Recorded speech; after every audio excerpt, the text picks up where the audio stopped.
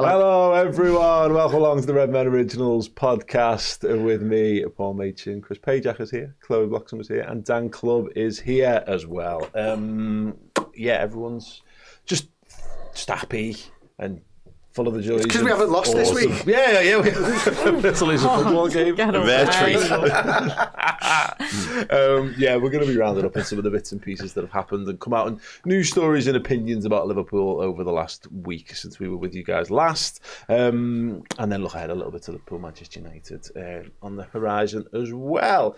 Before I do, I want to draw everyone's attention to the fact that the Chloe and Abby show is out now. It made its debut on the Redmen YouTube channel in the week. The feedback has been absolutely sensational, Chloe. Yeah, it has. I was really quite surprised, so thank you to everyone who watched it, liked it, tuned in, but also left a really positive and nice comment as well. It's always, when you do something like that, it can be a bit daunting. You don't know what kind of feedback you're going to get. But everyone was absolutely lovely, so thank you to you all. Well, based off some of the absolute fucking just dirge that came in for people sending questions and stuff when you put it out on social media, I can understand that there might have been a little like, oh God, I don't even want to know what the YouTube comment's going to turn up, but no, very, very, because it's a very good show. Ultimately, and you both showed off how knowledgeable you are and that you have a complete inability to clap at the same time. Yeah, we're not very good at that. Sensational. But you know, it was Abby's face. She was fuming at you. Yeah, it wasn't me who was making it wrong. No, we don't know. I'm not sure of that because I'm interested to know that if someone wants to watch that clip and determine who is wrong. Guys, let's do a 3, 2, 1 clap and see who gets it right and who gets it wrong. Okay. 3, 2, 1. So, Dan's with Abby. That's what is happening here. What were you doing? What were you doing? We're just playing. International break. Yeah, okay. So there we go. Glorious. Apparently it was Abby who had the lack of time in there. Well done. That's it.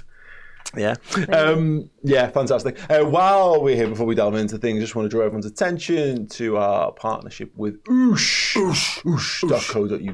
They have a prize draw that is set to take place tomorrow for 2 hospitality tickets to Liverpool versus Real Madrid. You get a one-night stay in an apartment. Thrown in with that as well, it's $9.99 to enter on the website. I believe if you use the code Redmen, you get 20% off as well.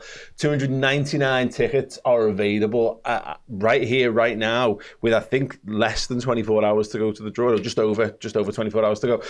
46 have been sold, so pretty good chance to get yourself some hot tickets in the Annie Road end with hospitality. 10 o'clock Tuesday night. Apologies, it will be announced. 2 tickets to see the match, seats together in the Brody Hospitality Lounge, one night stay in the Liverpool City Centre, and £200 spending money as well. So click the link in the description underneath this podcast on YouTube. It'll probably be in the description everywhere, to be perfectly honest. Get yourself involved with that one. Very, very good prize. Very good chance of you getting something from that. Okay. Liverpool.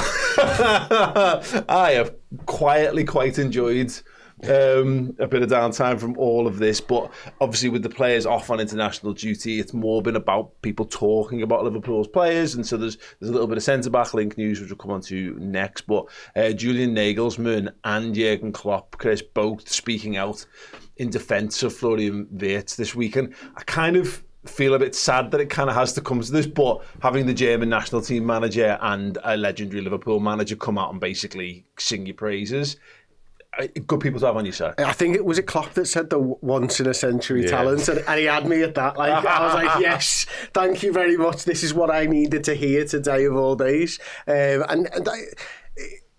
We've said a few weeks, haven't we? And listen, there's a lot of fans and there's a lot of negativity around Florian Wirtz at Liverpool right now because no goals, no assists, and that's what they're focusing on. But I do think they should be focusing on his age, the fact that he's gone to a new country, he's adapting into a new team. I don't think the team's been very good with or without him this season either. It's just, for me, I look at the whole situation and think it's blindingly obvious that players take time to gel into teams. It always has been and it always will be the way.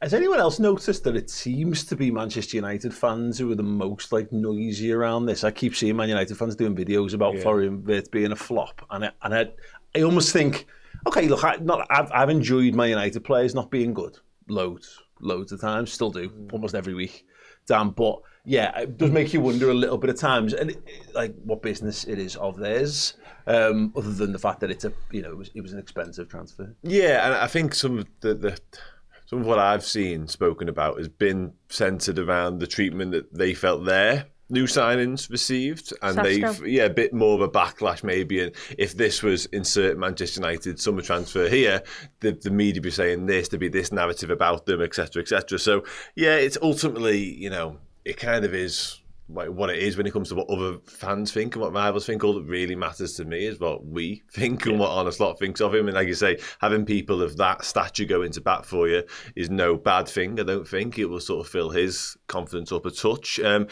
He hasn't been the player that we all hoped he would be. It's interesting, Chris is right in terms of mentioning the fact that players, generally speaking, do take a little bit of time to settle, certainly when they come from a different league. But then there are examples, there might be more the exceptions to the rules opposed to the rule. When Hugo Kasike comes in, hits the ground running, like he has been very much the player that he was in the Bundesliga, whereas Wirtz has been somewhat unrecognisable. But yeah, in terms of... He's not been playing the same position though, has he? No, it hasn't helped. No, and again... He's playing as a midfielder. Yeah, Liverpool not playing well certainly hasn't helped him come to life either yet. But yeah, when it comes to what rivals think and what the noise is, it doesn't faze me. It shouldn't faze him.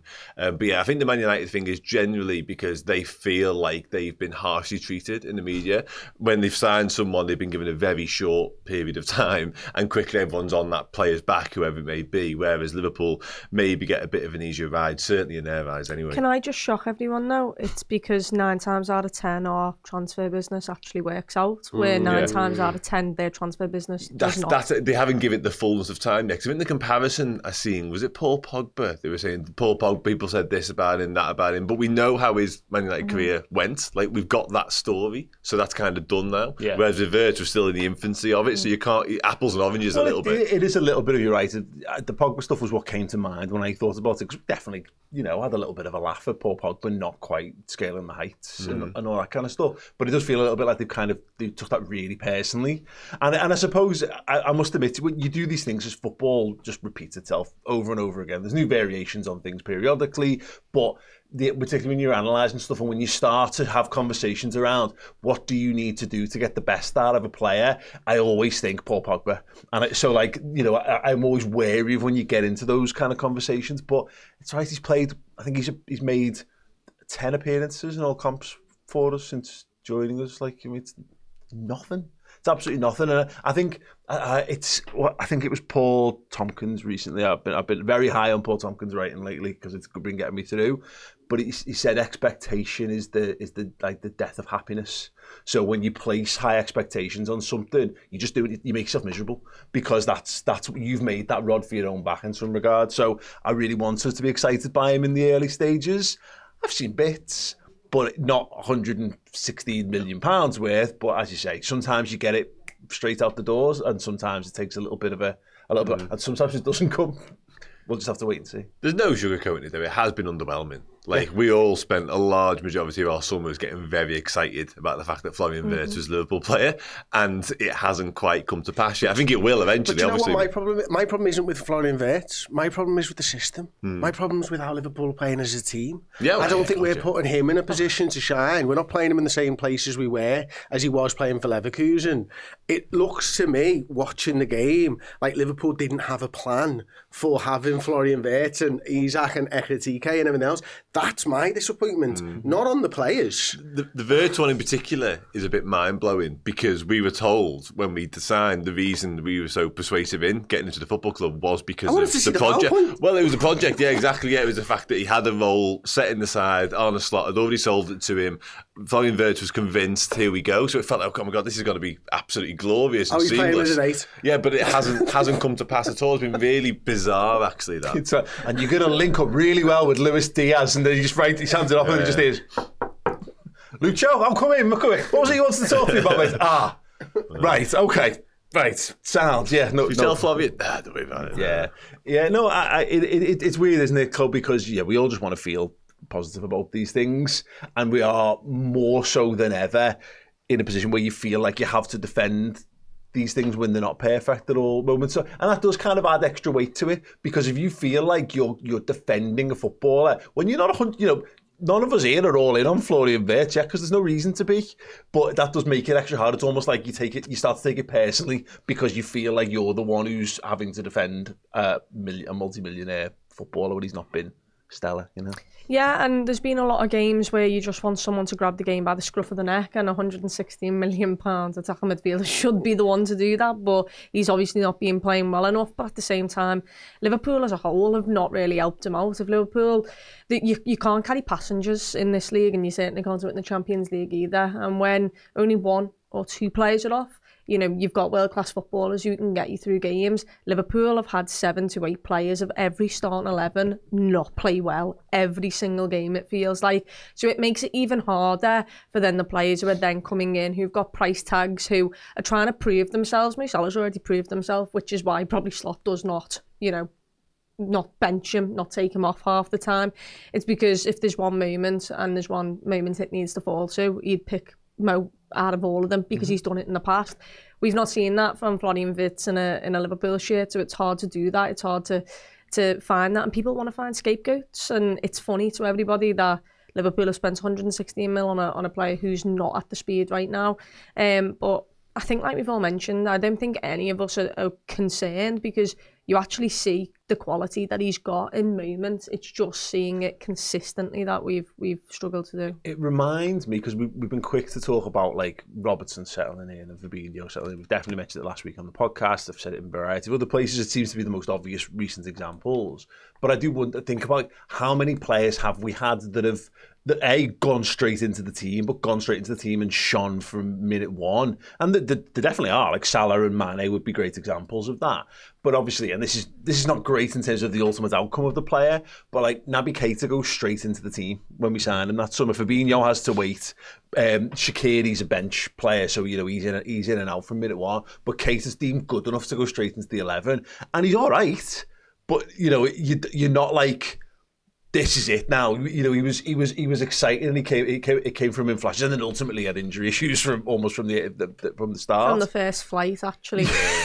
Yeah. The problem there was the expectation was heightened all the more so because we waited so long for him, and we spent the whole year watching the Bundesliga. Yeah, you know what I mean. So that made that. He loves transfer. a red card. Yeah. Would love Could that. you imagine how bad we'd all feel now it. if we knew last summer that Florian Wirtz was coming in and we'd watched last season? Just one German player of the year and all that, and absolutely tore it up. And oh god, yeah, that. But I like that sort of link to Naby Keita. I actually think the probably the best one is maybe Bobby Firmino.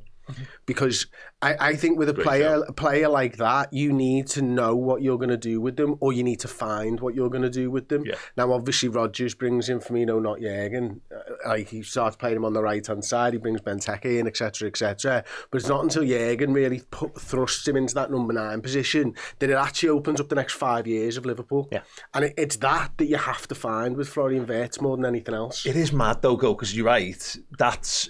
Well, Brendan, as the story goes, Brendan wasn't asked, didn't particularly want him. He did want Benteke. Klopp then comes in and runs the rule over what he's got and goes, "You've got this. Well, look at this over here. See this? Well, this is let's try still, this when out." was Man City away? It was it January? No, it was I think November. A couple of months into the season. Yeah, and that was, you're right. That was the real sort of get go. But the thing that's different, and it's hard to sort of wrap around. And you've already sort of said it. They knew we were getting him, and if we weren't getting him, by all accounts, we were going to go and get Cherky. There was clearly a desire to go and buy this type of footballer, and I mean, Chloe, could it just be as simple as the plan actually said, "I'm buying you, and you're going to play with Alexander Isak," and the fact of the matter is, they really just haven't had loads of chance to play together yet. So as much as we're talking about this, it could just be as simple as. The in a year's time, when we're talking about this dynamic attacking partnership, it's just that we haven't seen enough of it as yet. Maybe not, but Hugo Ekitike is certainly being at a level which, he's shining in that, so I don't see why Florian Wirtz also couldn't do that. Look, we all know Alexander Isak will start for Liverpool, will be Liverpool's number 9, and that's really unfortunate for Hugo, and Hugo will have to find a space for himself. But maybe it was, the fact that he might have had Dom somewhere else other than right back. He thought next to him he'd have Ryan Gravenberch and an informed Maka in behind him. Maka's been absolutely invisible for the majority of the season.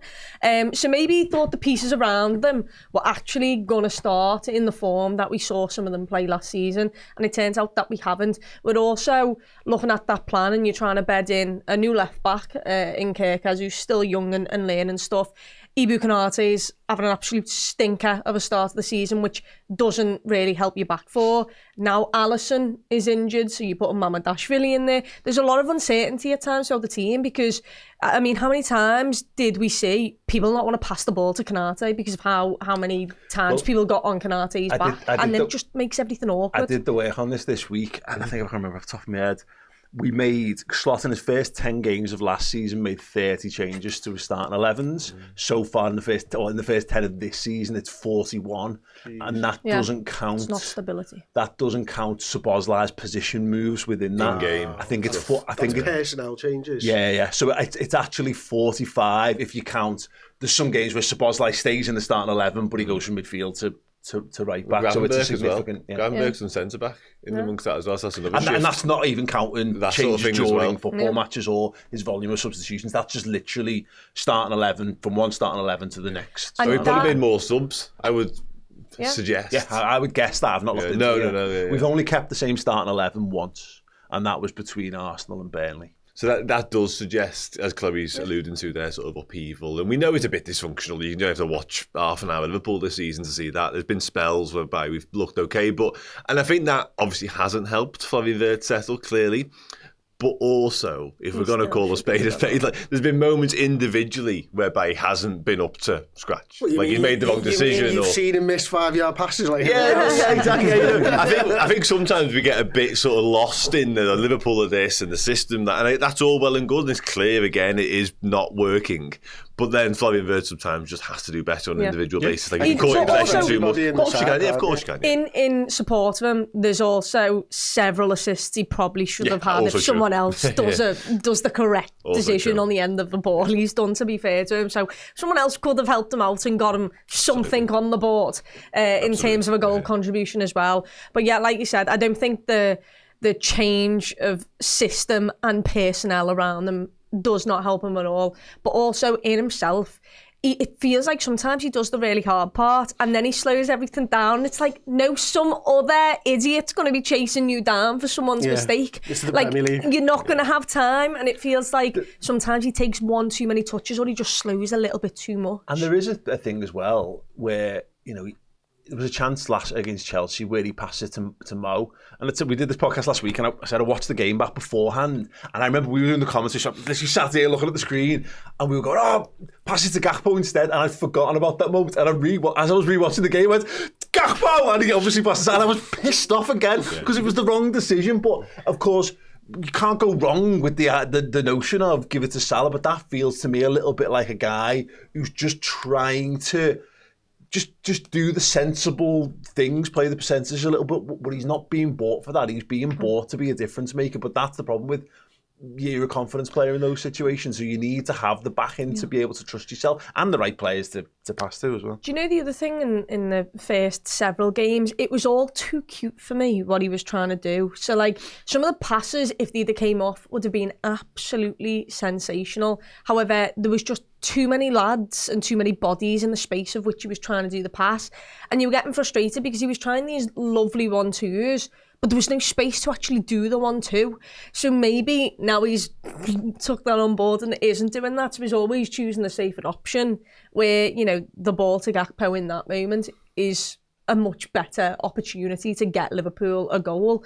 But maybe from the first several where he's just tried too cute of passes and to get us in on goal, but it's not worked out and it's been really frustrating, he's now reverted to this. I can't wait to see what happens after this international break, to be honest with you, because this is the fascinating thing moving forward for me, what the manager's been thinking about the last 2 weeks, because I've not thought about football, I'll be honest, but the manager won't have thought about anything else, and he'll have this problem etched in his brain, and he'll be going to bed thinking about it. He'll wake up in the middle of the night, scribble some shite down that he sees the next morning, realises he's trying to start again. That doesn't make sense. Why would I want to get him with a water pistol? That's stupid. Florian won't like that. that, and you can't do that anyway, it's football.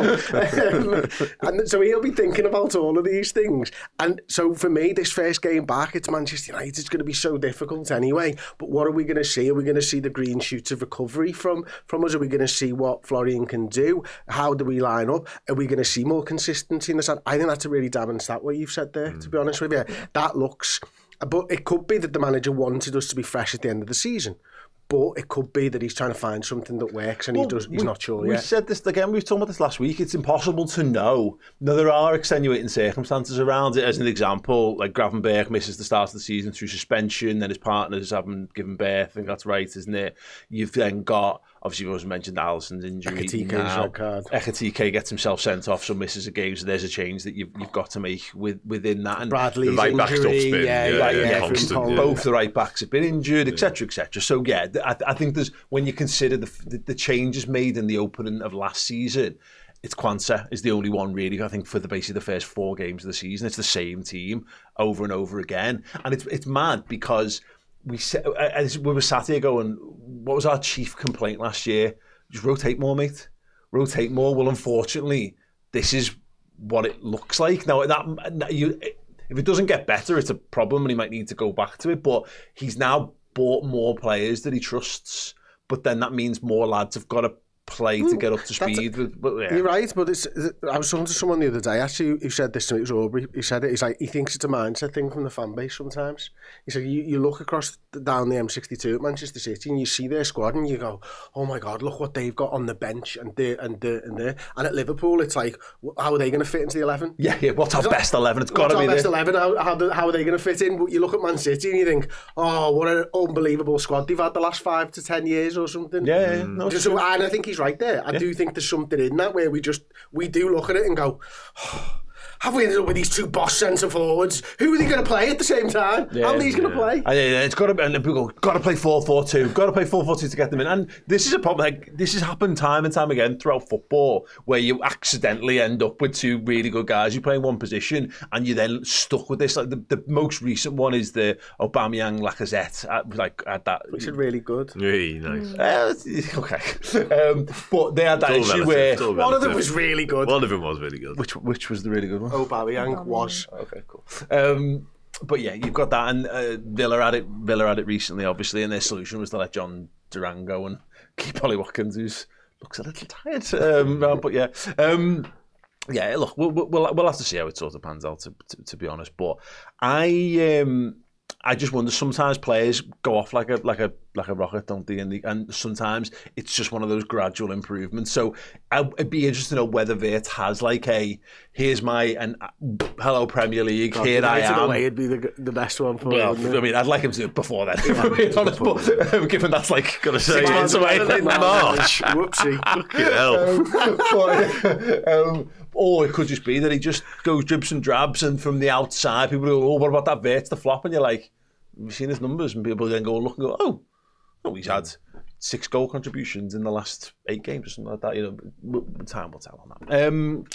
Let's talk centre-halves. This is going to be the obvious thing, Dan, over the next few weeks. Low-hanging fruit in terms of gathering clicks will be to link Liverpool with centre-halves.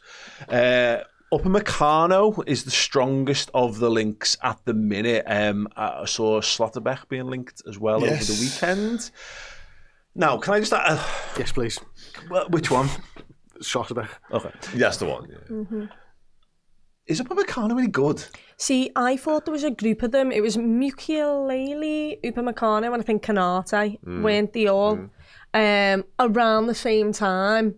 And I've heard nothing but crap for the start of Upamecano's, like, his start of a career at Bayern was atrocious. Yeah. He's been there 5 years though. Yeah. We certainly felt like we'd chosen the right one. Yeah, that's been sort of the but he now wants to leave us. Well, yeah, that's a thing as well. But the other thing is, and look, this is a problem. I think he goes for free. He's not signed a new contract. Correct. And when I think of Bayern Munich and them letting players go for free. I think why? Like, there must be something wrong there for the player to be going for free. Well, and people could look at us with that, but ours isn't that. Ours is the fact that Real Madrid won our centre-half and he wants to go there. So what can, like, that's not, we do want to keep him. Thinking the same, what we did. Yeah. Liverpool Football Club. No, I doubt it's that. How the turntables. But, like, at the same time, the last time we bought... the last time we bought from them, it was Ryan Gravenberch, and they didn't rate him too highly, and it worked out well. So I'm trying to figure out, because the only thing I remember from Upamecano is thinking, thank God we didn't get him. But it's been years where I've not actually watched enough of him after that. It is, because there was a little bit of... They both went the same summer, didn't they? Yeah, and Upamecano was the one that was trailed the longest, that he was going to make that move. We've been linked to him for ages. And so I think there was a bit of, from our end, we paid a bit more attention to him, because, like, we got the better one. Whereas Upamecano was seen as better than Konate at the time. But you're right, I just haven't had eyes on him for... He's only 26. Yeah. It feels like he should be further along than that. I think Konate was championed as a bit of like a data-driven win in a way, because you're right. I think the eye test, a lot of people were more drawn to Upamecano as being the stronger of the two options, but we went with Konate, and it was seen as a real sort of success story of our transfer model, if you like, and recruitment policy. So, yeah, I don't think it has gone to plan. I think I feel like my memory sort of telling me that we've made a bit of a mess with Upamecano on one or two occasions in Champions League stuff. So, yeah, I don't think he's had the time he would have wanted. But free transfer for a player of whatever that quality is, I don't think it's one to be sniffed at. We haven't got an embarrassment of riches, have we? A centre-half, certainly not right now. The Gahey stuff's got a little bit complicated, it feels like. So we've had success. Joel Matip was a free transfer from the Bundesliga, and he had a long and successful Liverpool time. So I'm not wholly against the idea. His contract's up at the end of the season. Yeah, exactly. Which adds significantly to it, in terms of if you wanted to bolster your squad. Not saying he's necessarily even the first choice, but if you wanted to add to your squad, you could do worse than him on a free. Yeah. Can I ask if you could rank him, Mark Gahey and Schlotterbeck for most to least of who you wanted? Gahey would be at the top of that list, yeah. Personally, yeah. Premier League experience counts, obviously. The leadership qualities he brings count, and him being a better centre-half than the other two, I would say. Schlotterbeck comfortably ahead of... Upamecano would be last. The third choice, What about you, but Chris? again, for free, yeah. I'm not going to sit here and say I know anything about Schlotterbeck. Good. Just from what people have been saying about Schlotterbeck is that he's the best of the three. Pacey. From what I really? hear. Yeah. But I think if you had a Premier League experience, I'd be on board with that. But I think I was all in on Gahey. I thought that was a great signing, and I still want us to sign him. Yeah. I think that is what sways me to put him above to him personally, right now. But again, I think in terms of potential and ceiling, I would have Schlotterbeck at the top of that. Quite tall as well, which is, I've just double checked, which is a thing. What is he in English? Because I saw that was 1.9, 1 meters. Anything above 1.9. That's like 6'3". It's like 6'3". 6'3". Okay. But it was an interesting thing. Again, to paraphrase Paul Tompkins, there's a bit he's done recently on the amount of like aerial duels we're contesting this season. It's up massively on last year, and there is just something to that about having guys who were aerially dominant. I think Gahey won every header against us. Yeah. And we had question marks and reservations about him aerially, didn't we? Yeah. In the summer, and look, he was absolutely brilliant. Yeah, he was. But then also having seen Mamardashvili, little bits of him as well. I think that you might not need him so much. No, that's a good point. 100%. But it is interesting to see. When's his contract run out? 27? I honestly don't know. Yeah, I think so. I think it's Robbo and somebody else this year. Obviously. Can I just ask the question though?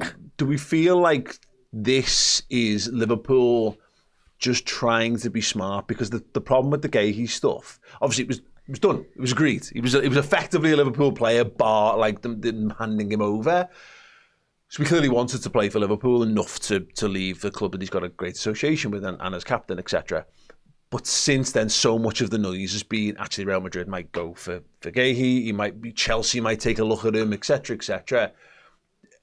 Does this feel to anyone else a little bit like? I mean, obviously it's all paper talk at this point, but Liverpool are just going, well, we'll go back to that if we can, but also we're not being caught with our trousers down, because if Real Madrid come in and decide they want Gay Heath, well, there's going to be very little we can do about it, so we've got to have something else ready to go. Yeah, there's probably a little bit of saving face in there, maybe something like that, where you can say, oh well, we didn't actually want him anyway, we decided on this guy. What I think's really interesting is the fact that Real Madrid could be going for Bournemouth centre-half and then Crystal Palace's centre-half, and what that actually says about the strength of the Premier League, you know, in season after season. It's insane, isn't it, when you're in that sort of... That's how good the players are in the Premier League now. That's unheard of 15 years ago. It just doesn't happen. They could have bought 3 players for the defence from the Premier League and be playing 2 of them on a regular basis. It's absolutely crazy. They did buy one. Meow. Do you remember? They actually did pay. Put 2. It will be interesting. That's definitely something we're going to hear more of, I think, in the coming weeks, and hopefully it is just Liverpool getting a greater feel for the market. And what we don't know, and I suppose the next question really is, Konate, we know, Chloe's he's still nursing something. He's come back from international duty. Hopefully that's just a bit of a handshake deal between Liverpool and France. You're hoping that he'll be available. What do you want to see from Konate in the coming weeks, or is it a case of you've seen everything you want to see from Konate and you want to see more of Gomez? It's tough because I try not to let the fact that I know he's going to be binning us off in the summer to go to Real Madrid affect me, but that does affect me. How's that going on? It's quite affecting me, actually. But yeah, look, if you're asking me, Joe Gomez on his day is brilliant, and I think when he came on against Arsenal, he was great. But the problem with Joe Gomez is, can he do it consistently and can he stay fit? And we've got 2 centre-halves here who, you know, very much can't stay fit in Konate and Joe Gomez, so you've got a problem there. Konate, on his day, is one of the best centre-halves in the Premier League. He is. But right now, he's just having lapses of concentration. And the problem is his lapses of concentration are leading to almost goals, or are leading to a goal. And that is something that we just feel like we can't afford to do when we're struggling so much with form. I'd see how he is. If it's a risk, I'd play Joe Gomez and see how he gets on. And if Joe Gomez does well, I'd tell Konate he's got to earn his position back, to be perfectly honest. But at the same time, I don't know why, but right now I can't picture Joe Gomez going on a spell of 10 games, doing really good and staying fit, because I haven't seen it in such a long time. Yeah. I suppose the other slight issue on this, I don't know whether they even think of it this way, to be honest, Dan, but the Gomez injury issues are real. You know, they happen all the time. What happens if you put him in and he gets injured is almost my point on this. And then exactly. Whereas, do you just, and again, it's not quite the skates analogy from Home Alone 2. At some point you've got to have to, you've got the option to use it while you can, because you won't necessarily you can't guarantee that he won't pick up an injury in training. Is almost the point in this one. But I do wonder if, because we haven't got any more, legitimate backup in that situation, are we going to be a little scared to put him in the firing line? It's a difference when you have to use him, and if Konate can't play, Gomez will absolutely come in. Fair enough. But if you then start making a decision to put him in ahead of Konate, is that another issue to contend with? Yeah, I think it has to be. It certainly has to come into the thinking, because you need to be cautious with players who do have that track record that is so blighted, really, as Joe Gomez is, because he just hasn't been able to stay fit for any long period of time, and we're still 2 and a bit months off from being able to rectify the centre-back department if indeed we see fit in the January market. So yeah, I think it does play a part in Arne Slot's selection. As bleak a place as that is to be, I think it has to, because if all of a sudden he just decide that Konate isn't playing due to form and he throws Joe Gomez in, and Joe Gomez picks up something and he's out for 2-3 months, then we really are up against it with our centre-half options. So, and when you're immediately, Arne Slot's been sort of at pains to stress that Wataru Endo and Ryan Gravenberch are viable options back there. I'm personally not on board with that. I don't think that's sustainable if you want to sort of be competing where we are. So don't think there's anything in that. I think it just has to be Ibu Konate, obviously, unless fitness dictates that he can't play. Yeah, I mean, I'm not against the Gravenberch part of it. The Endo thing is a real, at some where else? Where else are you going to put him? You know what I mean? How far back the team do we have to move him before you accept that he's not really good enough for any of the positions that you're kind of putting him? Is my concern with him. As much as I like him, you know, I don't dislike Endo's. I think the Gravenberch thing would be absolutely fine if you're going to play. You're missing from what he can do in midfield, though. Yeah, he's one of the actual functioning. And he's the one that links everything. Yes, but Szoboszlai and McAllister link things. McAllister doesn't right now. McAllister's got to link a pass from one player to another, let alone the midfield. Yeah. And Palace, once again, is a great example of this. We had all what we felt like was the best attacking players on the pitch, and then we put Ryan Gravenberch at centre-half and went, OK, lads, try and connect that ball between the defence and getting it up the pitch, and Liverpool could not do that. And Chelsea. Liverpool then, Crystal Palace. Right. When we made all the substitutions and Ryan Gravenberch went to centre-half, we put all the attacking players on, all the players who we really thought could have an influence and go and win us the game. Yeah. But the problem was, once we'd done that and we'd moved Ryan Gravenberch back, we couldn't connect the forwards to the centre halves, and what you really wanted was Ryan Gravenberch to be 5 yards forward. If Curtis Jones, Dominic Szoboszlai and Alexis McAllister can't connect passes to forward players, then there's something bigger wrong than that. None of them are lacking the abilities that Ryan Gravenberch has in terms of passing a football, right? But it's getting out of the area. By the way, I'm not saying Gravenberch shouldn't start. Sensibly, he is our best choice for that position, but look, we're dealing in a world where Liverpool, a hypothetical world where we lose Konate and Gomez to injuries, in terms of what it would solve a huge problem in terms of fitting all of our midfielders in. If we all of a sudden have to play Gravenberch centre half, is one slightly positive way of looking at it, I would say. Form-wise, though, I don't think there is, unfortunately, a conversation. It'd be lovely to live in the world and sit here and say, well, we've seen enough of Joe Gomez in the past X amount of months to warrant the call at some point, but we just haven't. He plays in Southampton game, looks okay ropey defensively, looks ropey on the ball, so I don't think there's enough of a sample size in that conversation just yet. That's the thing. I think probably more than anything, it's not the injuries anymore with Joe, it's when did he last have a good run of games. Not like how long can he stay fit for.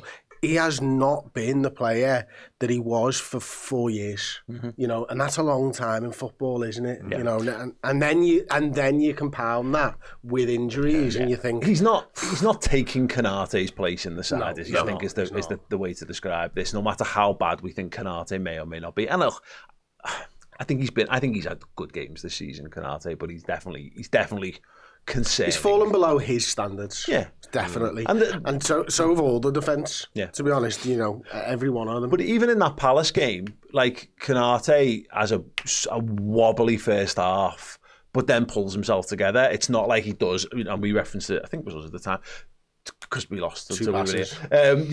Joe Gomez in Napoli has a couple of bad mistakes and is just gone. Like that's game over for Gomez, and Konate doesn't do that to his credit. So yeah, I've seen a few people talking about like, oh, Gomez coming back in, and it would be a really big call from the manager to all of a sudden say, because if Gomez injuries notwithstanding, because it's not like Slot's had ample opportunities to say, go on, Joe, you're in, because he's had to face most of the season out. When he played last season, he played well. But it would be odd for him to all of a sudden step above Konate. That would possibly be a weakening. You're doing that for other reasons, I think. Like he'll have had to have seen something in Konate on the training pitch that says he's not right here, and that would be an indicator of a much bigger problem. Or the other way around, where you're trying to jolt Konate into something. Yeah, potentially. Interesting. Okay, speaking of questionable centre halves, for completely different reasons, let's talk about Sol Campbell. We were said this. It's the tweet that I've got this from. It's a quote from Sol Campbell. It says, "Some people are lucky. Arne Slot inherited a fantastic side and won the league. He hasn't changed much. He's lucky. A new manager, good bounce. Players responded. Arteta had to get rid of some players. The Deadwood." Didn't he have 5 years to do that? Chloe blocks him with the first and most obvious question to this. Yes. Arteta is this his fifth or his sixth season now as Arsenal? Sixth now, got to be, hasn't it? Yeah, 6 years. What the fuck was he doing for 5 other years? Well, how much Deadwood? How much Deadwood was there? Buying dogs, changing light bulbs. That shit takes time. Chatting with pickpockets. Yeah. Got to do that. It's important. Bringing in RAF pilots. RAF pilots, yeah. Yeah, done that. Hiring speakers. To play You'll Never Walk Alone on a training ground, Sol Campbell and managers, though. The headline or the sub-headline from the Times on this one says, former England and Arsenal defender says, Liverpool boss got lucky with squad inherited from Jurgen Klopp, but Arsenal manager spent 6 years getting rid of Deadwood and must win this year. Look, ultimately, this is a conversation about Arteta that he's dragged Arne Slot's name into, and probably given, he's on social media, his mentions probably would make this a regrettable decision, Chris. Yeah. Fine, but again, he's basically talking on the lines of like Sol Campbell's building his own team. No, sorry, Sol Campbell. Arteta's building his own team, not his own media team. He has, because Arteta's further along in his project, and I do get that. Like he did inherit a much worse team. But it's funny how football does this. Everyone like Lords Pep Guardiola, and rightly so, really good manager. No, but fuck off. No, fuck off. He did inherit a good team. Yeah, he did. Yeah. Absolutely. And he also inherited a job after a club legend who'd been there for nearly fucking 10 years, which is one of the hardest positions you can possibly go into. Remember how many times we were told Liverpool will fail after Jurgen Klopp because you can't follow a legendary manager like this? Fuck off, Sol. I bet you we've got receipts. I bet you can go back and find you saying that it will fucking hurt him. Do you know what I mean? And it'll be difficult. Oh, because, following Arsene Wenger and club legends and Alex Ferguson, not at Liverpool, mate. Arne Slot just walked in there, didn't he? And he just took us to a league title. And he was lucky because we had a great squad, but it wasn't luck because Jurgen Klopp actually fucking did it the right way and left the squad capable of winning, unlike your shitty old manager who never bothered and left a forest's worth of dead wood. Wow. He's touched the nerve there, as Sol. Not the first time Sol Campbell's done that, though, isn't it? It's just not true, though. No, I know. I must admit, it's unfortunate timing for Sol Campbell because I think it's trodden into something that we're kind of going through at the moment. And I've seen a lot of criticism from all different angles on Liverpool. But it's interesting to see how this narrative has swung on Slot.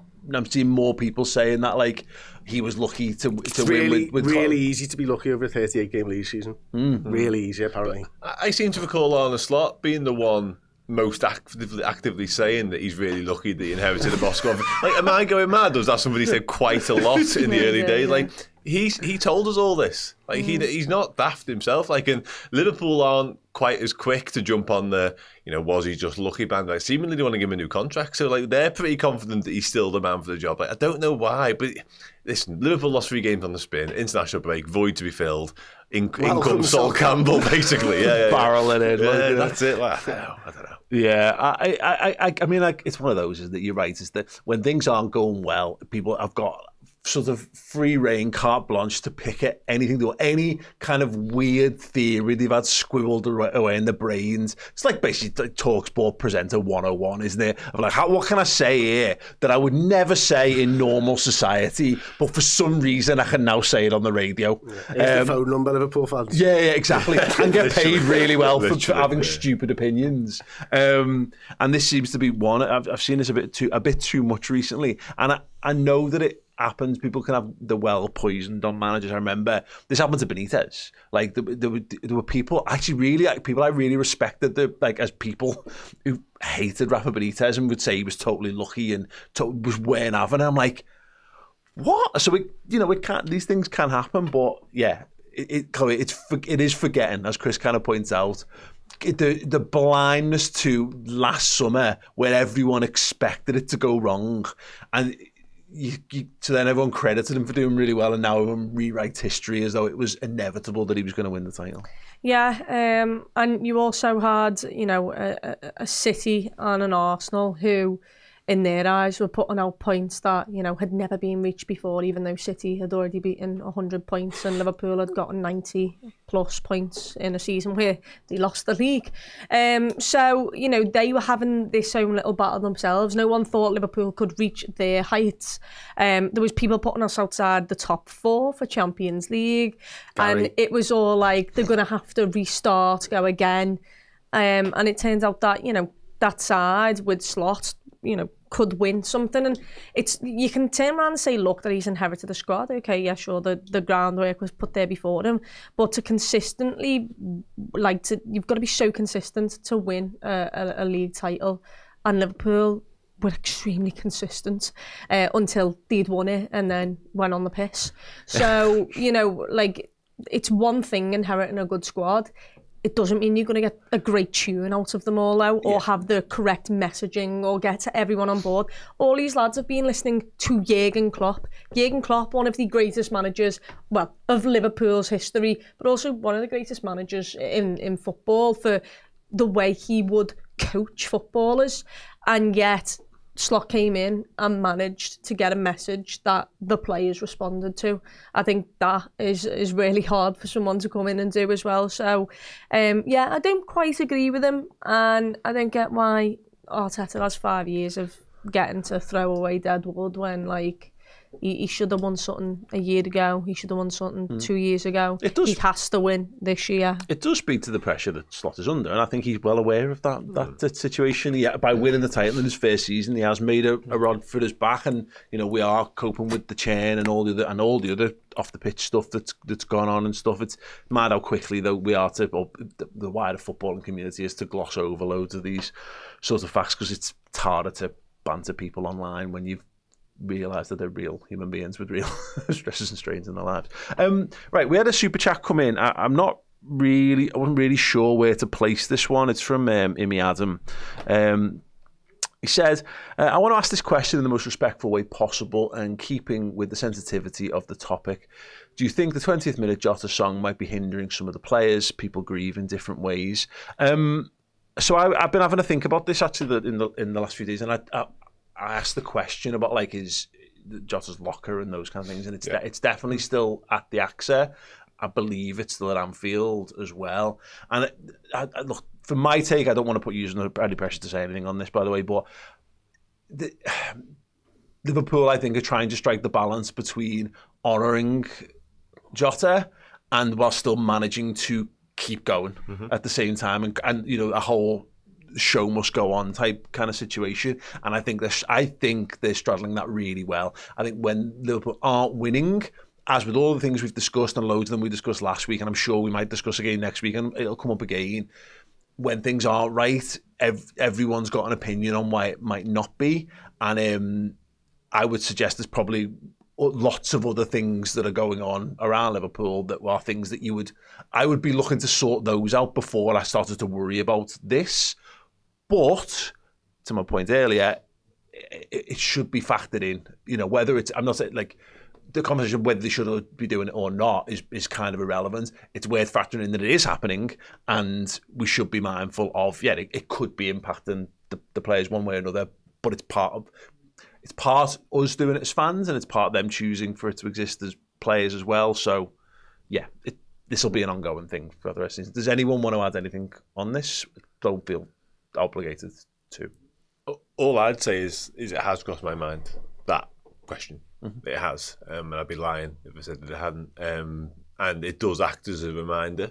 Maybe you can see it as a positive if you want, but you do think when it happens at the match, are the players then realising that's happening? Are they then getting a reminder of what's the tragedy that's gone before? So I won't comment too much on it, but that exact thought process across. I think you're right in terms of your assessment of it's only because we've lost games that everyone's trying to sort of find out as the reasons why, and people have got their rationale, and that's absolutely fine. But that thing being a thing, and I think it's a fitting tribute actually for what it's worth, but is that going to be a season-long thing? Probably, and that's absolutely fine. I'm more than comfortable with that, but I do wonder whether the players are impacted by it negatively, potentially, for that momentary minute or so. I think it's Bournemouth, right, where we have a big, we actually, it's not on the 20th minute, but the Jota song starts being sung in the bill. I don't know whether it's to the third goal we scored, but in the it's a real lift, and it gets the noise. And it's not quite the same example, but it's definitely been something. You think about the justice chants and stuff like that. Yeah. They were definitely used at periods of a football match to get all the crowd together, and as a reminder to get everyone up and stuff. So it's not like these things haven't existed in various forms over the years. It's just this one is very, very fresh. I'm fresh for most of the Liverpool fan base as well. For what it's worth, for me, I actually don't have a problem with it at all. I have a problem with the silence afterwards because it goes down a lot. And that for me is actually more of a problem than the song. It's like I think something else needs to go on quickly and keep that energy level up more than anything else.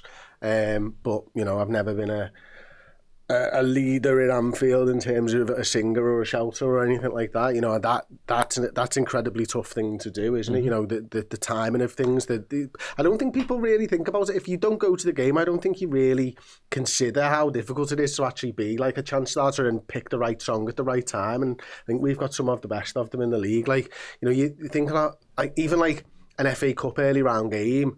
They're all the Liverpool ones, are all the ones with the names in, because you historically they're the games when not all the match goers go to them and all in the same way. You might have kids in there, and the teams are rotated as well. So, so for me, it's probably more of a thing afterwards. How do we stop that silence? Because it goes to nothing from there, and for me, it's noticeable. It's also worth remembering last season, it's the style of football we play is not super exciting. I know we remember it because the outcome of last season was great, but the way in which we achieved it was not jump up and down, go crazy football. The Anfield atmosphere was loads worse last season because we don't high press as much anymore. We don't get in people's faces and say we want possession. We take it slow and methodical in what we do, and it isn't that exciting. So there is a bit of all of these kind of things adding into it. But when you're looking for problems. Just to take this back around again before we go to the halftime break, people say if Liverpool are in bad form now and say we've not been great all season, and plus we've lost these games, there's people now saying, well, we've not been great since last season, and it's like because we got 2 draws and 2 defeats in the final 4 games of the season, which is absolutely true. Those games occurred after we absolutely battered Spurs and won the league. So, you know, that's, if you're trying to make a point, it's quite easy to find, you know, ammunition for that point if you're really looking for it. Good question though. Thanks so much for sending that in, Amy. It's definitely a thing, and just like said in plenty of places before, there's no handbook. So, you know, it might be something that needs to be done something about, or, you know, it's going to be very hard to tell a rotating cast of 61,000 people every week that this is not something you do anymore, when everyone wants to come in and pay their own tributes. You know, for the people who are there every week, you know, people might feel they've got it all out of the system. Yeah. But for people who are coming for the first time or the second time, might feel it's important to them to do it. So, yeah. Okay, short break from us. After that, we're going to continue to talk about ex-footballers having opinions on Liverpool and Manchester United. See you in a sec. Hey everyone, at the end of October we are going to be giving away this signed Liverpool shirt, and it is not just signed by one LFC legend, it is signed by 5 of them. You've got women's superstar sensation Natasha Dowie, you've got Sammy Lee, you've got Gary McAllister, you've got Bruce Grobbelaar, and you've got goal scoring machine John Aldridge's signature on this shirt. If you want to win it, simply head to redmenplus.com, become a legend tier subscriber, and get all of our amazing content in both video and podcast forms, and loads of extra perks and bonuses as well, including this shirt. It was signed at our end of season party, and by the way, Jags from the Ragamuffins, he signed it too, and if you want, or if you don't, whatever, some of the Redmen TV crew can sign it for you as well. It is a truly unique prize. redmenplus.com, become a legend by the end of October and you'll be in the prize draw. Good luck. Hey, welcome back. So, Liverpool, Manchester United at the weekend. We'll come to that shortly. But before then, former Manchester United player Wayne Rooney, Wazza, to his mates. Hate that. Always have. Decent guy by all accounts in person. Met him once. Seemed all right. He was a blue and a mank, which is just as bad as it gets, really, isn't it? Anyway, he's got a podcast. He was talking about Mo Salah. A few of the quotes here. He's not getting back and helping, and players like Van Dijk and Lillie's in the dressing room should be telling him you need to help out. That was a worry, and I think he looked a bit lost over the last week. When it's going well and you're scoring goals and winning games, it's great, and the team will put up with that. But over the last week, I would question his work ethic. No. I don't. No. Scored 2 for Egypt. He hasn't a bad one. Yeah, I just don't think he's got the context of it more than anything. I don't disagree with a lot of what he's saying. It's like he didn't watch us last year. He never worked back to that. That's kind of the point, isn't it? The manager's come out and spoken about the fact that he doesn't ask him to do the defending. And so you want Virgil van Dijk to go against the manager's wishes, the captain of the club. That doesn't sound like it's a good idea, Wayne. Maybe we could ask one of your players. Can't ask one of your players. I mean, this is... Look, there's probably something in here where if Wayne Rooney had been a player who was less inclined to track back, he might have had a longer career. You know, this is the guy. It's one of my all-time favourite football clips, and it's him playing for DC United, where he legs it all the way back, and he's the last man, and then he punts it up, and they score from it. And you couldn't typify Wayne Rooney any better with a particular thing. But they're different footballers, so I get from his experience, he must look at Salah and go, oh, why does he not have to do it? And it's like, didn't you have like Cristiano Ronaldo, who probably was exactly why he's the so same? annoyed about it, because it wasn't him that got to do that. It was Ronaldo that got to do it, and he's still fuming about it. But listen, I do think the manager, if it continues like this over the next 2, 3, 4, 5 weeks, the manager will have to look at the makeup of the side and see whether Salah is warranted and worth giving that role to. Because he was last year. Yeah, because he was. You're right. That's fine. There's nothing wrong with that. I don't think it's a Salah thing. I don't think it's a Virgil van Dijk thing. I think it's Arne Slot needs to decide whether Salah's producing the goods to get that free pass. Well, stuff works till it doesn't. And if you remember, like how Steven Gerrard's career tailed off, you know, he went from defensive midfielder to centre to right mid under Rafa Benitez when he was all energy to like a number 10, and then the last sort of like golden hurrah of Gerrard is 13-14, and people remember him playing in the 6, but that's a back half of the season thing. He gets into there and he's orchestrating things, he's pulling the strings, and it's great. The next season it doesn't work anymore. He hasn't got the legs to do it, and then we experiment a bit with him back in the 10, hoping that he won't have to move around as much, and it's just not right. And Salah, look, to your point, when Salah tracks back, you notice it, and it's normally against like Man City. Arsenal. Yeah. Real Madrid. And you really know that he's doing it because you go, whoa, Mo's tracking back. Oh, it's a big game today, ladies That's a big game. United, I've got a recollection of him doing it against United at home last year, and I think that was the game that Trent essentially didn't turn up, and Salah got back to help him. But you're right though, because we all kind of went, fucking hell, even Mo's back at right back, giving him a hand. Yeah. It's listen, this might be a wild thing to say, so bear with me momentarily. We might laugh at this, but like, Lionel Messi never tracked back. No. You know what I mean? Like, you didn't get Picasso to paint your garden fence. Like, Messi did Messi stuff up the top, and Salah, for a large majority of his Liverpool career, has been afforded the luxury not to do the same. It comes back to the point from earlier on. When things aren't working, when we're playing a bit shit, when we're losing, everyone's looking at something. This is just another in the line of, well, Salah's not working hard enough. Salah hasn't worked back consistently for fucking ages. Just so happens he's been scoring goals and assisting goals for fun, so it hasn't mattered. Exactly. And look, it's also worth remembering, I was a bit, something again I looked into this week on him. He's 33 now. Obviously, he's only just he's turned 33 in June, so he's got this whole season as being 33. Ronaldo is the one that gets held up as, well, look, Ronaldo's still going. He'll be 41 by the end of the season, and yet. And the thing with the Ronaldo stuff is he goes to Juventus age 33. I knew you were going to bring the Italian league into this, Paul. Didn't take long. Absolutely ruthless. But I think that buys him an extra. No, but honestly, stop padding. I'll finish it for you. Because they're shit in the Italian league.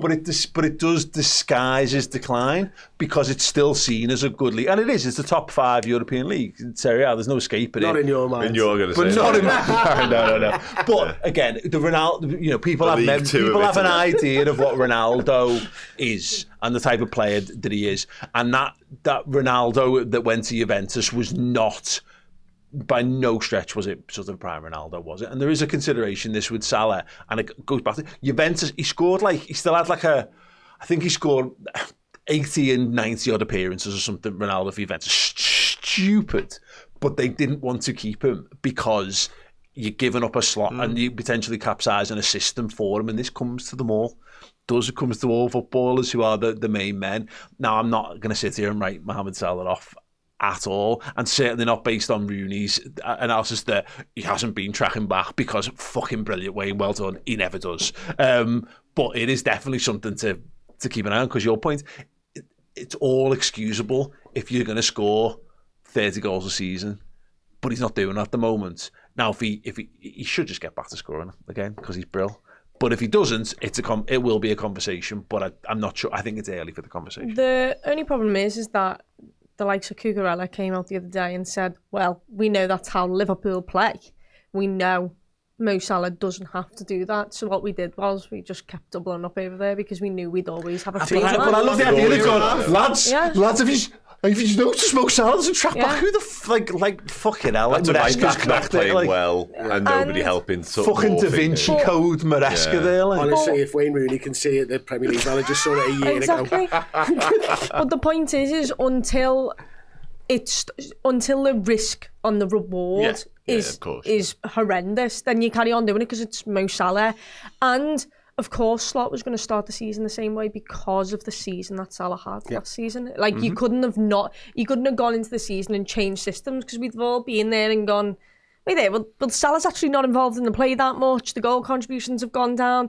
Well, that's on Slot, that, where Liverpool have kept it the same, and now we can address it and go, okay, well, the system's not in balance anymore, and the reward, we're not getting the rewards for the risk that we're taking for people doubling up and the joys that they're getting. So, once again, like, I don't think Wayne Rooney has watched a Liverpool game in the past 2 years, especially not last season, because it was more evident last season than ever before for me, because Slot literally came out and said it. And it was games like Manchester City away where you went, these are going to win the league, because we played it how we wanted to play. We got 2-0 up, and then Salah was basically sat on the pen box and sat there and went, go on City, you can have the ball, I'll just stay here. But we don't usually play like that, and we haven't played like that in ages. And it's not a work ethic thing. I think it is just a case of Salah's being told to go somewhere, and it's really comfortable to do that, because that's what he's been doing. For its work, Chris, is XG per 90 last season Salah's 0.66. It's 0.35 so far from the season. Check his shots. Check his shots, because they've halved as well. Well, I'll just trust you on that. So this is the part of the problem, isn't it? We're not getting him, or he's not getting into those situations to have as many shots as he was having last season. Now, you might look at that and go, that's kind of understandable. Liverpool have signed 2 9s, maybe they're now the focal points and stuff like that. But for me, I'm looking at it thinking, if you're gonna ask Salah to play in that way, then you kind of still need him as that attacking threat, don't you? Whether that be assists, whether that be chances created, whatever. The fact of the matter is, much like Dan's point with Florian Wirtz, he's not playing very well either. Like, you can see that with your eyes. You don't need stats to be able to show you that, but it backs up what you're seeing on the football His field. expected assists per 90 is up on last season. I think it was 0.2. Well, it was 0.27. It's 0.38. So that's to your point. If you're not getting into the situation to score, you at least want to see him be more of the creative player. And at least that's a small note of encouragement that we might be starting to see that shift if it is more towards. But that I don't think that went up as much as we lost on goals. Yeah. Oh God, no. And you're still then relying on actually someone putting the ball in the back of the net. So it's a big difference.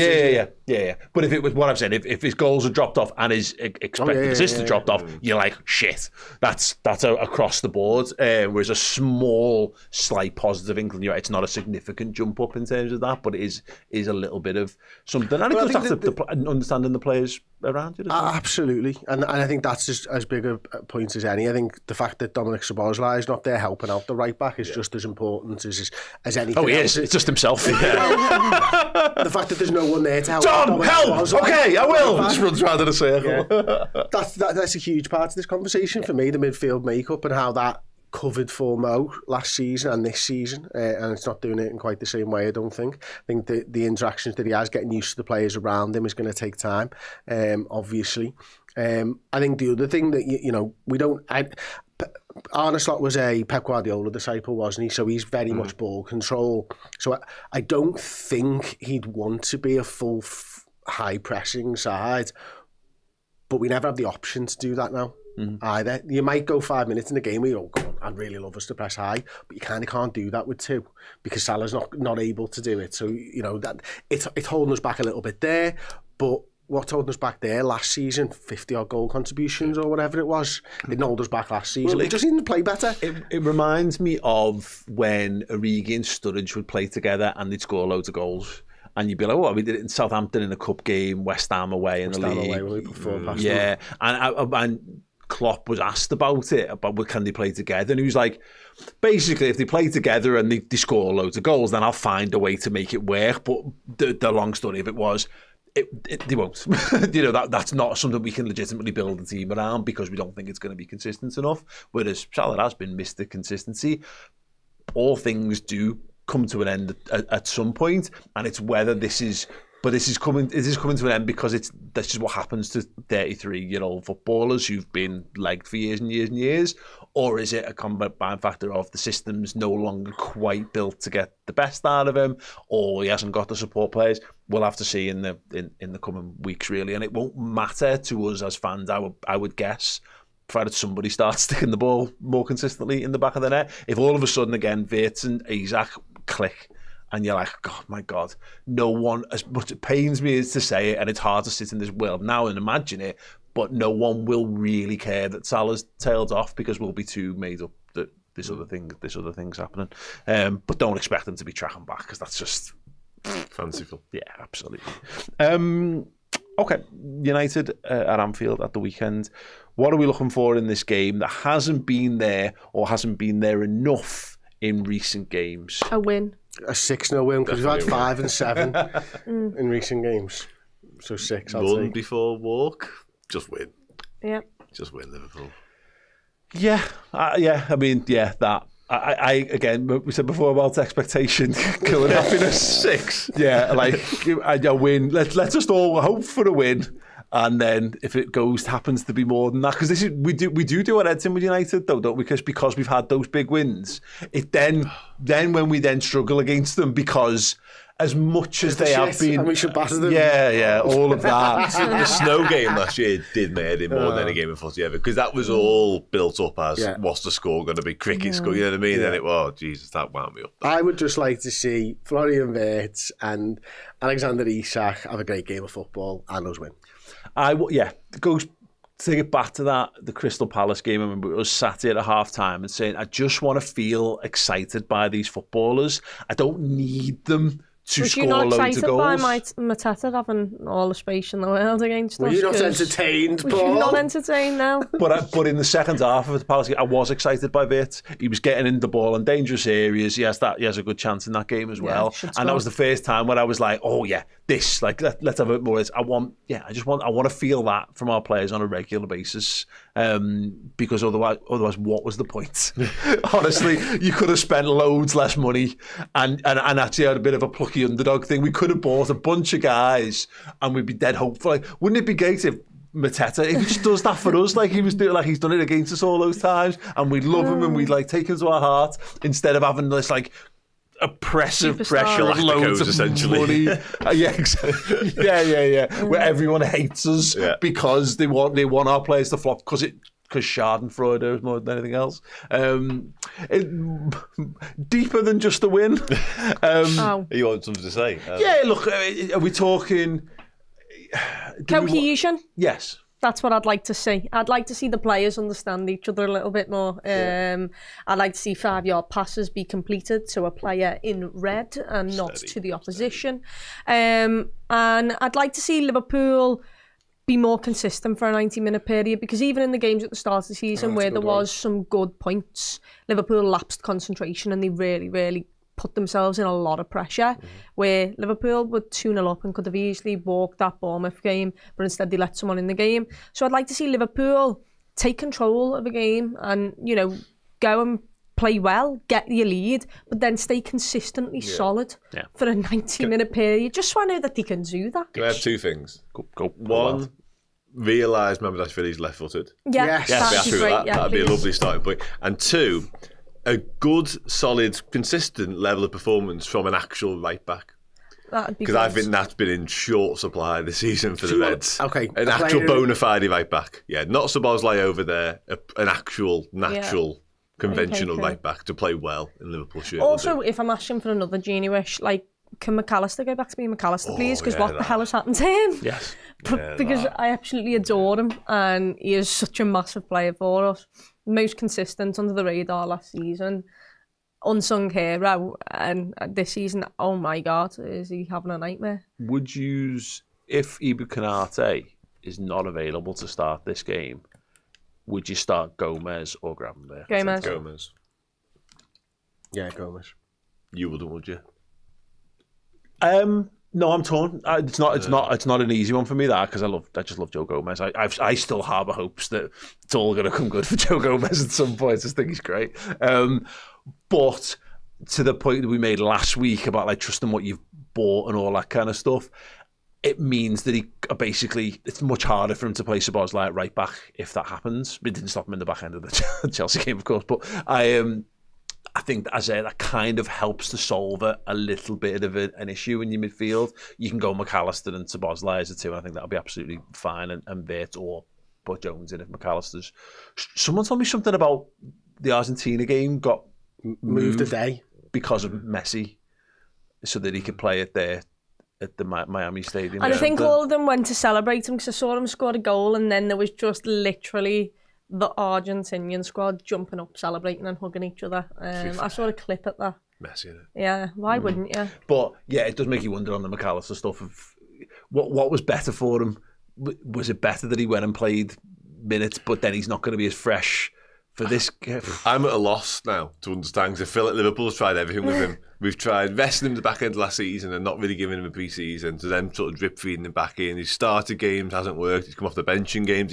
I don't know what the answer is to McAllister anymore. I don't understand. I thought Chelsea was the best of the season for him. He's a still low old bar, that. No, I know. But like, what do we do? Like, yeah, I agree. I'm not. This is not me comparing it to the best of McAllister. This is me comparing McAllister in every performance so far this season. He still did give the ball away, but he wasn't the only one guilty of that. But I did see his reading of the game return. A handful of times where they were passing out from the back, and he just got in front and got us on the front foot for it. So that was encouraging. But you're right. Like everyone, just want to see what I want. I want us to be no worse than fine in the first half, but absolutely fucking irresistible in the second. Because I've grown accustomed to coming in at half time and going 0-0. It wasn't great, that, but we'll figure it out at half time and we'll come good. And then second half being like they're magnetised to the cop and they're just flooding great attack after great attack, and it just hasn't really happened this season. I'd like us to get back to that. Don't know how they do it, but it'd be nice. Yeah, I think, I mentioned briefly I'd like to see Vert and Isak play well together. I think I'd like to see Isak pick the ball up on the edge of the penalty area and start dribbling, because that's where he's the most dangerous by looking at what he was doing at Leverkusen. So I think that for me is probably like, can we get him into the right areas where he can hurt sides, rather than maybe back to goal with the one option of hit the ball back to the fella who passed the ball to me or just over there or something. So I think that's it. And I'd like to see my cohesion to Nick Chloe's is probably over the next 2, 3, 4, 5 games. Are we going to see drawn up thinking that makes sense over the course of each one of them? Not loads and loads of changes, just try and drill the team really well, understand what it is opposition teams are trying to do to us and get the better of them.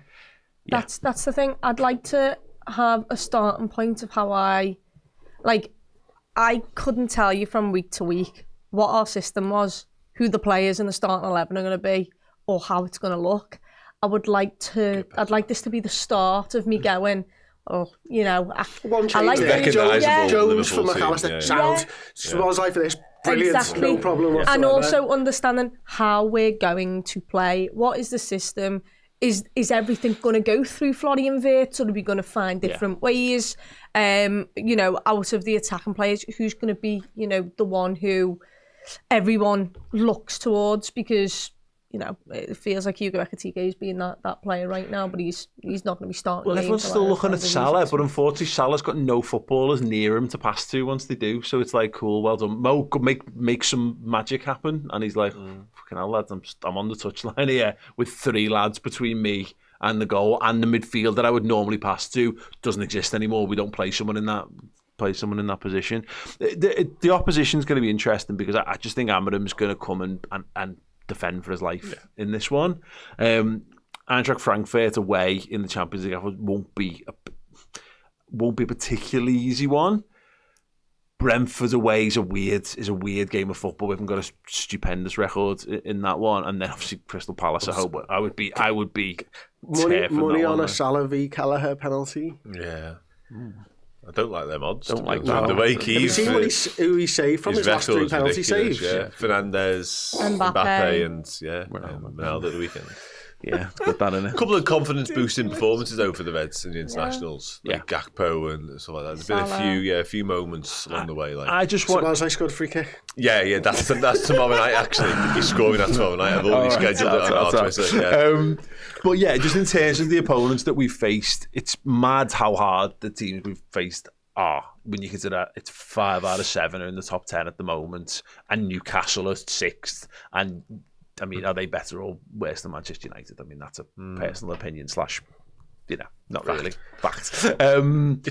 It's funny. I saw Paul Gores mentioned that to me last week, and I hadn't really considered it because he basically said that we haven't really had sort of a straightforward fixture yet in many ways. And people might argue like Burnley away should be that, of course, but like, an up-and-coming Bournemouth on the opening day, full of form, full of confidence, really tough. Newcastle with all that narrative around it as well, with the Isak stuff, plus it's a difficult place to go anyway. Like, it has been, I'm not making excuses, but it has been quite a tricky. And then even in isolation, those individual defeats back-to-back as they were, consecutively, to go to Palace away, unbeaten at the time. Literally, Istanbul, as we know, treacherous as you like, followed by Chelsea away, which is never, ever really straightforward, is it? I've never seen us win there. Exactly, yeah. So it has, I don't want to make excuses because we've been a bit shit ultimately. Yeah. But it hasn't been easy either. That's the thing. It all falls on deaf ears because it all comes back to, but Liverpool should just be better. Is right, by the way, right.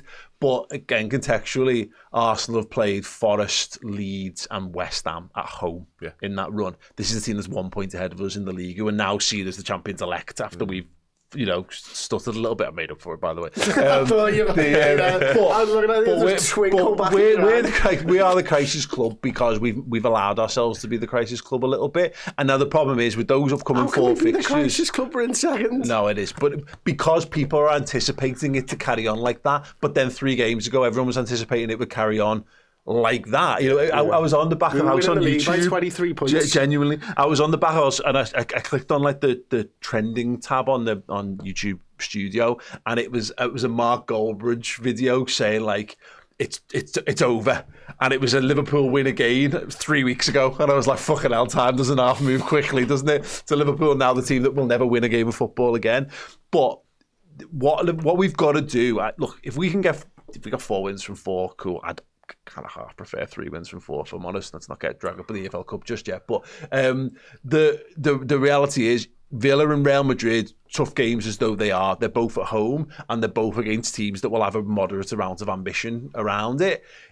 But the worst thing you could do is go in. This 4 could be quite deterministic for moods and overall things. So I just want to see us show some sort of incremental improvement over this next couple of weeks would be very nice indeed.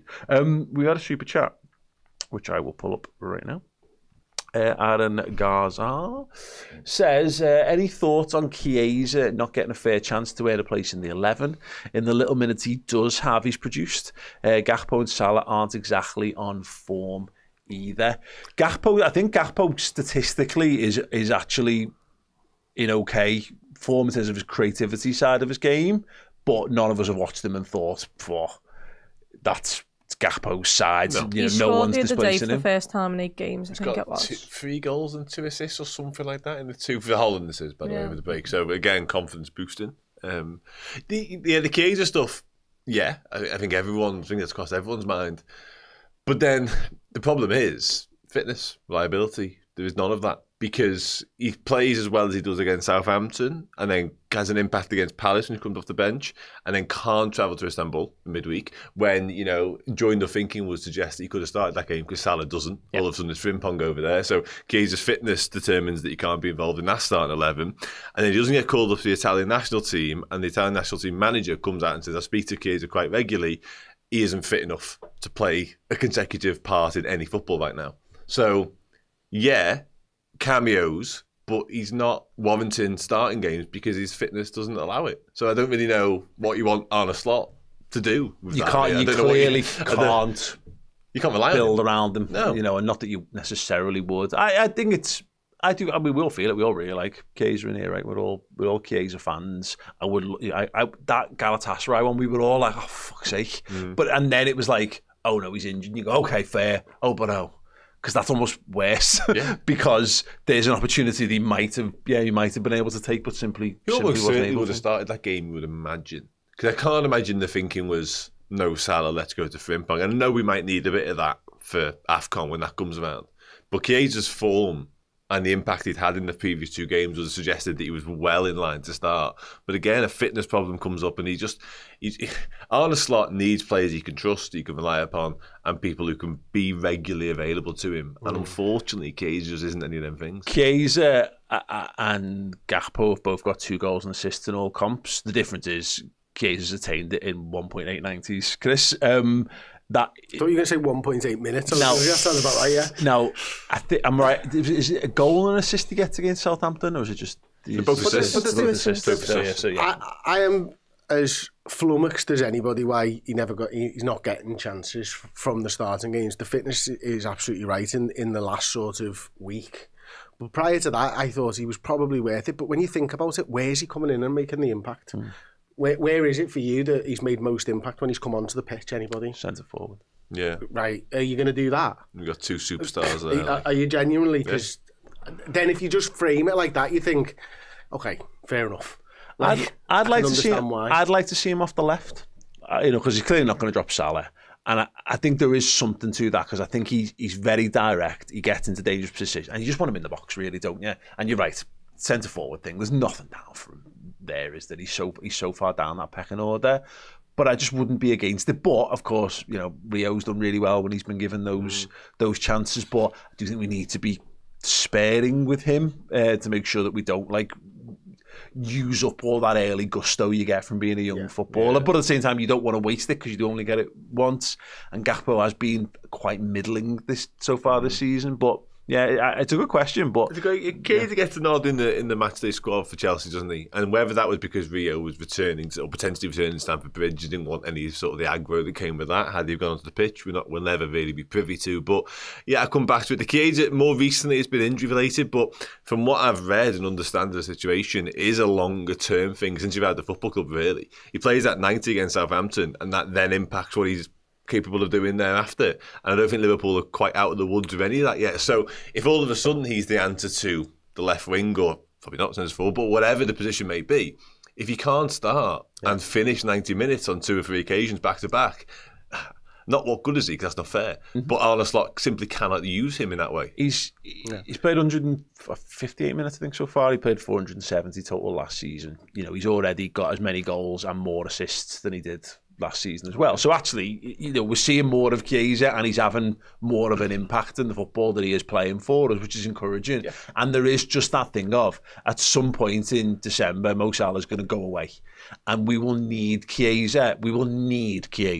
So I do think it goes back to the Charity Shield, where Slot was asked about him, and he's like, he's just come back from injury, so I'm having to be careful with him. We're not privy to all that, and I just do want a bit like the Gomez chat earlier on, where there might come a point in the season where you've got no choice but it to be him, and if you fucked him by playing him when you don't need to play him, then you're making a rub for your back. That's maybe a bit of wishful thinking on my part, but right now we're not desperate for Chiesa.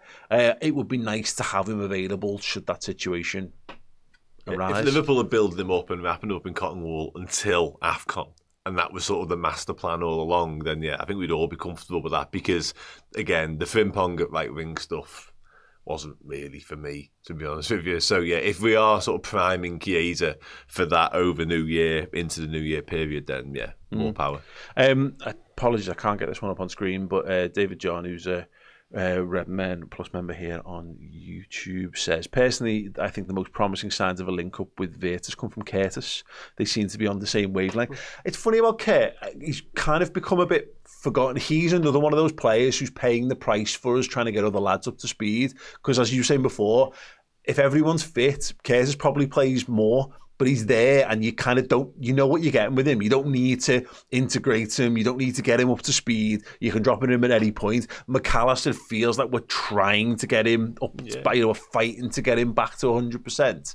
But there's something about Kit. We saw it actually when 2 years ago when Szoboszlai comes in and McAllister comes, and he seems like he's best mates with them. And you see them all, like, particularly Szoboszlai, like, you're fighting for a place with this lad and you just look like bezies. How does that work? And I do wonder whether Jones just hasn't got quite the same level of ego with it. He just wants to play football, and he wants to play football with the lads around him, so he'll just get on the pitch and play. I hadn't noticed that, David, but it does fit with my general feelings about how he plays. Kurt wants to get on the ball, and he'll just drop a shoulder, lay it into someone's feet, run on, look to get it back, and I feel like Wirtz will benefit from lads who want to come and play football with him as well. But well, he's quite direct as well at times, Curtis. I know a lot of people will say he's not, but I do think sometimes he is in games where he'll just play one forwards, and I think that will obviously help Wirtz and stuff. I actually think he might be, I think I said this on a deep dive last week, I think he might be our most informed midfielder, and yet he's nowhere near the side. Yeah. Like, and I do feel a little bit sorry for him because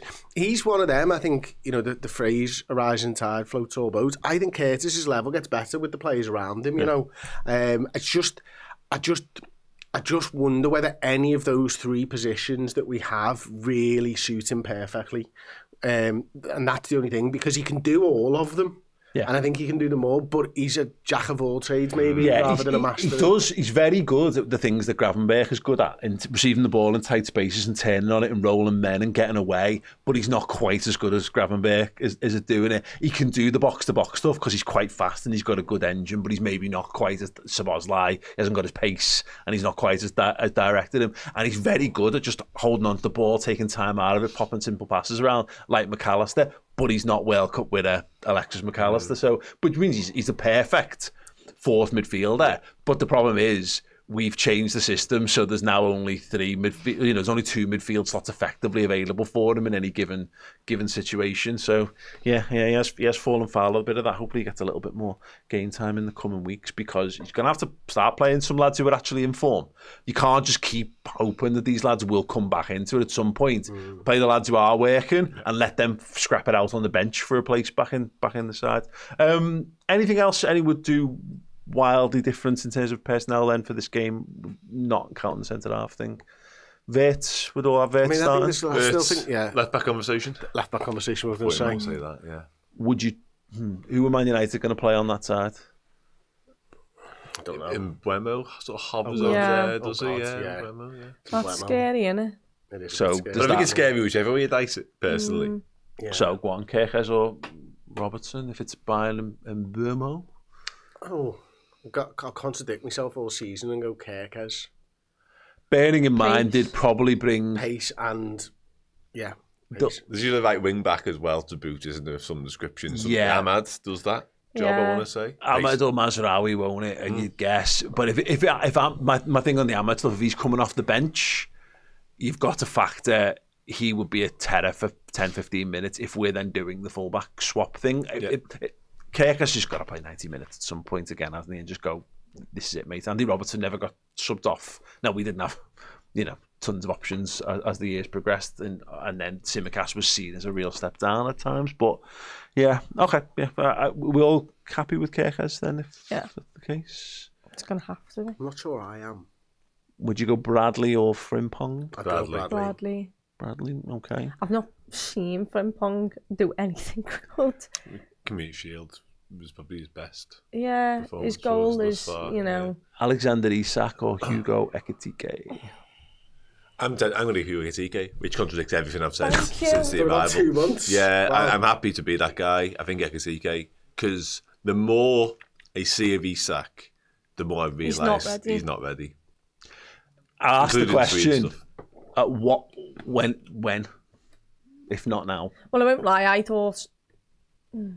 He just needs game time, doesn't he? It's not like a form thing. This is literally a getting up to speed thing, a fitness. But I didn't think it'd be quite as big as issue as it is. But I'm happy to admit that it looks like a semi-big hurdle he needs to get across. And Ekitike is such a hot hand. Yeah. That it just has to be. You run the risk of burning that out, of extinguishing that flame whilst trying to get something else that might take a little bit longer. It's totally fine to get someone up to speed, but you've got to keep winning games. Yeah. And Ekitike gives you the best option of winning games right now. Yeah, out of all of the forwards, by the way. 100%. Interesting. If anyone's got any additional thoughts on that, let us know in the comments section underneath. Yeah, there's definitely some big decisions to be made from the manager this week, and it is a huge game with so much riding on it. It would be nice to put Manchester United back in their place, which is to say in the bottom half of the Premier League, but we shall see. Thank you so much for watching, for listening. Drop a like. Do go and check out that competition over on oosh.co.uk via the link in the description. Hopefully we see you at Liverpool Real Madrid if you win that one. Other than that, we're going to be going over to the Biased Football Pod on Redmen Plus, where we're going to be talking about Manchester United in more detail, because they are up for sale, trying to charge fans for the privilege of wanting a season ticket. And apparently Ruben Amorim's got 3 seasons to prove himself a great manager. So yeah, join us for that chat over on redmenplus.com.